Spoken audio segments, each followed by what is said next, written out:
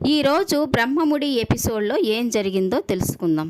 కళ్యాణ్ అప్పుని ప్రేమిస్తున్నాడన్న సంగతి తెలుసుకున్న రాజు ఇక ఇంట్లో వాళ్ళందరికీ అప్పుకి కళ్యాణ్కి పెళ్లి జరిపిస్తానని చెప్తాడు. ఇక కావ్య అయితే తన మనసులో అసలు అప్పు లేనే లేదని చెప్తుంది. ఇక దానిలక్ష్మి అయితే అప్పుని ప్రేమించడం ఏమిటి, నువ్వు పెళ్లి చేయడం ఏమిటి, అసలు ఆ పెళ్లి నాకు ఇష్టమే లేదని తను చెప్తుంది. ఇక స్వప్న అయితే ఇదంతా ఎందుకు, కళ్యాణ్ పిలిచి ఈ విషయం అడిగితే తనే చెప్తాడు కదా తన మనసులో అప్పు ఉందో లేదా అని తను అంటుంది. ఇక రాజు కళ్యాణ్ని తీసుకొచ్చి అందరి ముందు అడుగుతూ ఉంటాడు, నీ మనసులో మాటని బయటపెట్టు కళ్యాణ్, అప్పును ప్రేమిస్తే ఆ సంగతి ధైర్యంగా చెప్పు, నీకు నేనున్నాను, మీ ఇద్దరి పెళ్లి నేను జరిపిస్తానని తను చెప్తూ ఉంటే ఇక కళ్యాణ్ అయితే తన ప్రేమని బయట పెట్టకుండా అప్పుని ప్రేమిస్తున్న సంగతి ఎవ్వరికి తెలియకుండా తన మనసులోనే దాచుకొని నాకు అప్పుకి ఉన్నది స్నేహం మాత్రమే, అంతకు మించి వేరే ఏమీ లేదని తను చెప్తూ ఉంటాడు. ఇక కావ్య అయితే విన్నారు కదా చిన్నత్తయ్య, కళ్యాణ్ మనసులో అప్పు లేదన్న సంగతి తెలుసుకున్నారు కదా, నేనేదో అప్పుకి కళ్యాణ్కి పెళ్లి చేయాలని ప్లాన్లు వేస్తున్నానని నా మీద నిందలు వేశారు కదా, ఇప్పుడేమంటారు అని తను అంటూ ఉంటుంది. సరే అయితే కళ్యాణ్కి నేను చూసిన అమ్మాయికి పెళ్లి జరిపిస్తానని నాకు మాట ఇచ్చావు కదా, దాని సంగతి ఏమిటని తను అంటూ ఉంటుంది. ఇక స్వప్న అయితే అందులోకి నా చెల్లెల్ని ఎందుకు లాగుతున్నారు, నీ కొడుకును పెళ్లి చేసుకుంటావో మానుకుంటావో నీ తిప్పలు నువ్వు పడు, అంతేకాని కావ్యని ఇందులోకి లాగొద్దని తను చెప్తూ ఉంటుంది. ఇక కావ్య అయితే తనని ఆగమని చెప్పి ఇక కళ్యాణ్ అడుగుతూ ఉంటుంది. కళ్యాణ్, నీ మనసులో అప్పు లేదని స్పష్టంగా చెప్పావు కదా, ఇప్పుడైనా మీ అమ్మ చెప్పిన సంబంధం చేసుకోవచ్చు కదా అని తను అంటూ ఉంటుంది. ఇక కళ్యాణ్ అయితే అనామిక చేసిన పనికి నా మనసంతా అల్లకల్లనలాగా అయిపోయింది, ఈ పరిస్థితుల్లో నేను పెళ్లి చేసుకోలేను, నాకు కొంచెం సమయం కావాలని చెప్పి ఇక అక్కడి నుంచి వెళ్ళిపోతాడు. ఇక కళ్యాణ్ వాళ్ళ నానమ్మ అయితే దానిలక్ష్మితో అంటూ ఉంటుంది, చూసావు కదా దానిలక్ష్మి, మేమంతా చెప్పింది ఇదే కదా, కళ్యాణ్ మనసు బాగలేదు, పెళ్ళికి ఇప్పుడు సిద్ధంగా లేడని చెప్పి నన్ను ఏమాత్రం విన్నావా, వెళ్ళు ఇప్పుడు వెళ్ళి ప్రశాంతంగా ఉండు అని తను అంటూ ఉంటే ఇక అపర్ణ కూడా మరొకసారి నా కోడల విషయంలో జోక్యం చేసుకున్నా తన మీద నిందలేసినా ఊరుకునేది లేదని తనతో చెప్తూ ఉంటుంది. ఇక ప్రకాశం కూడా కోపంగా అలా చేయదులే వదిన, మరొకసారి అలా చేస్తే తన పళ్ళు రాలగొడతానని తను కూడా కోపంగా చెప్తూ ఉంటాడు. ఇక దానిలక్ష్మి అయితే కోపంగా అక్కడి నుంచి వెళ్ళిపోతుంది. ఇక కళ్యాణ్ తన గదిలోకి వెళ్ళి అప్పు గురించి ఆలోచిస్తూ బాధపడుతూ ఉంటాడు.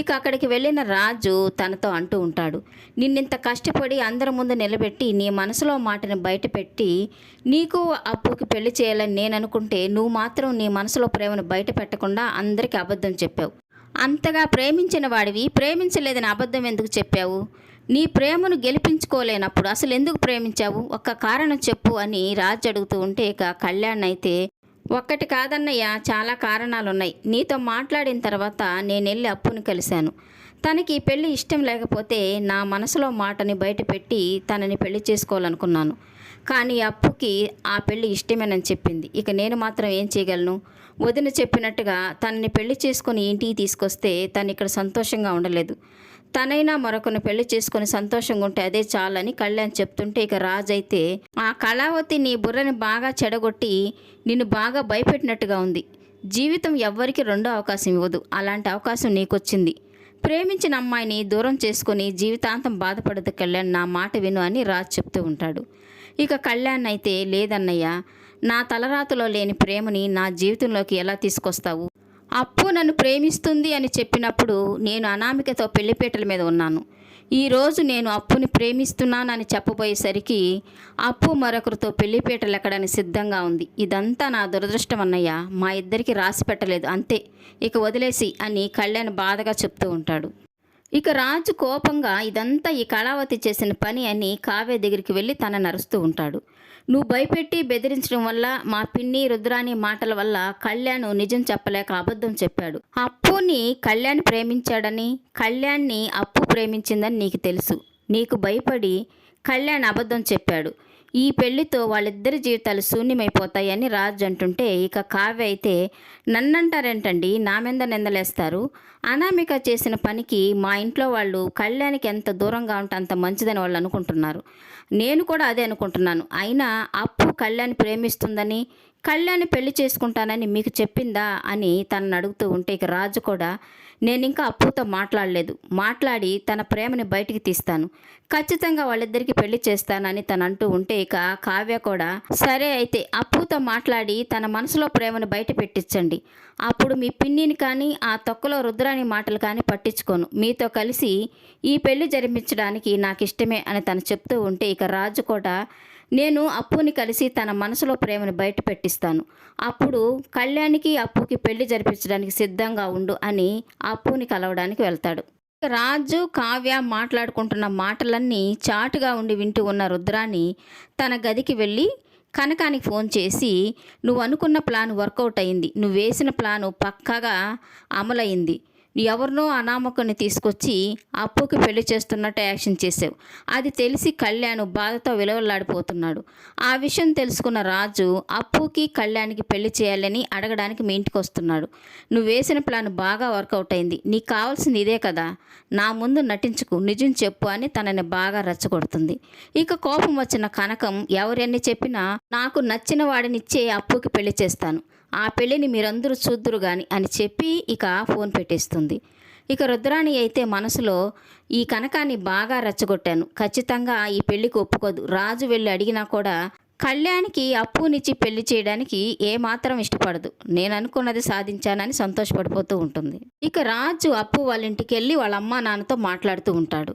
కళ్యాణ్ అప్పుని ప్రేమిస్తున్నాడు, అప్పు కళ్యాణ్ని మొదటి నుంచి ప్రేమిస్తున్న సంగతి నాకు తెలుసు, వీళ్ళిద్దరూ ఒకరినొకరు ఇష్టపడుతున్నప్పుడు అప్పుకి మీరు మరొక సంబంధం చూసి ఎందుకు పెళ్లి చేస్తున్నారు అని వాళ్ళ అమ్మా నాన్న అడుగుతూ ఉంటే ఇక కనకం అయితే అప్పు కళ్యాణ్ ప్రేమిస్తుందని ఇప్పుడు మీకు చెప్పిందా అని తనని అడుగుతూ ఉంటుంది. ఇక రాజు అయితే ప్రేమించాను అని ఒక్కసారి చెప్తే చాలు, ప్రతిసారి చెప్పాల్సిన అవసరం లేదు, వాళ్ళిద్దరి ప్రేమ సంగతి నాకు తెలుసు, అందుకే వాళ్ళిద్దరికీ పెళ్లి చేద్దాం అనుకుంటున్నానని రాజు అంటూ ఉంటే ఇక కనకం అయితే తన మీద పడిన నిందని నిజమని నమ్మని అబ్బాయితోనే ఆ పెళ్లి జరిపిస్తున్నాను, మాకిష్టపడి ఈ పెళ్లి జరిపిస్తున్నాం, ఇప్పుడు వచ్చి మీరు మరొక సంబంధం గురించి మాట్లాడాల్సిన అవసరం లేదు, దయచేసి మమ్మల్ని ఇబ్బంది పెట్టద్దు అని అంటూ ఉన్న కనకంతో మీ మాట తీరే చెప్తుంది, అప్పుని బలవంతం పెట్టి ఈ పెళ్లికి ఒప్పించినట్టుగా నాకు అనిపిస్తుంది అని అంటూ ఉన్న రాజుతో అలాంటిదేమీ లేదు బాబు, కావాలంటే అప్పుని పిలిచి అడగండి అని అప్పుని పిలుస్తుంది.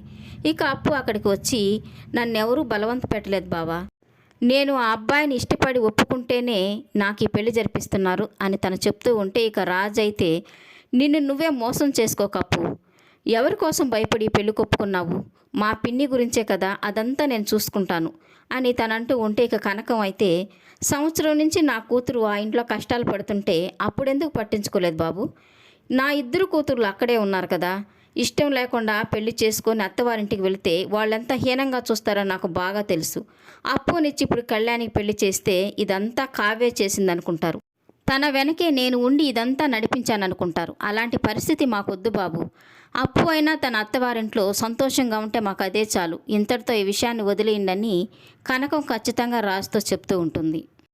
ఇక జరగబోయే ఎపిసోడ్లో బంతి పరిగెత్తుకుంటూ అప్పు దగ్గరికి వచ్చి కళ్యాణ్కి యాక్సిడెంట్ అయిందని చెప్తాడు. ఇక భయపడిపోయిన అప్పు పరిగెత్తుకుంటూ హాస్పిటల్కి వెళ్తుంది తనని చూడడానికి. ఇక అక్కడే ఉన్న రాజు ఆగు ఎందుకు వచ్చావు అని తనని అరుస్తూ ఉంటాడు. కళ్యాణ్కి యాక్సిడెంట్ అయిందని తెలిసింది బావా, అందుకే తనని చూడడానికి వచ్చాను అని తను చెప్తూ ఉంటే ఇక రాజు కోపంగా నీ మనసులో కళ్యాణ్ లేనప్పుడు, తనతో పెళ్లికి ఒప్పుకోనప్పుడు, నువ్వు మరొక వ్యక్తితో పెళ్లికి సిద్ధపడినప్పుడు కళ్యాణ్ని చూడవలసిన అవసరం ఏముంది, అసలు నువ్వెవరు వాడెవరు అని గట్టిగా అరుస్తూ ఉంటే ఇక అప్పు అయితే కళ్యాణ్ని ప్రేమిస్తున్నాను అని తన మనసులో మాటను బయటపెడుతుంది. ఇదంతా రాజు కళ్యాణ్కి యాక్సిడెంట్ జరగకపోయినా జరిగినట్టుగా తనకి చెప్పించి తన మనసులో మాటను బయట పెట్టాలని ప్రయత్నం చేస్తాడు. ఆ ప్రయత్నం ఫలించి అప్పు తన మనసులో ప్రేమని బయట పెడుతుంది. ఇదంతా చాటుగా ఉండి కళ్యాణ్ వింటూ చాలా సంతోషపడిపోతూ ఉంటాడు. కళ్యాణ్ మనసులో ప్రేమని అప్పు మనసులో ప్రేమని బయట పెట్టించిన రాజ్ వాళ్ళ పెళ్లి విషయంలో ఇంట్లో వాళ్ళందరినీ ఎలా ఒప్పించి ఈ పెళ్లి జరిపిస్తాడో జరగబోయే ఎపిసోడ్లో తెలుసుకుందాం. ఈ వీడియో నచ్చినట్లయితే లైక్ చేయండి, సబ్స్క్రైబ్ చేయండి. ఈ సీరియల్పై మీ అభిప్రాయాన్ని కామెంట్ సెక్షన్లో మెన్షన్ చేయండి. Thank you for watching.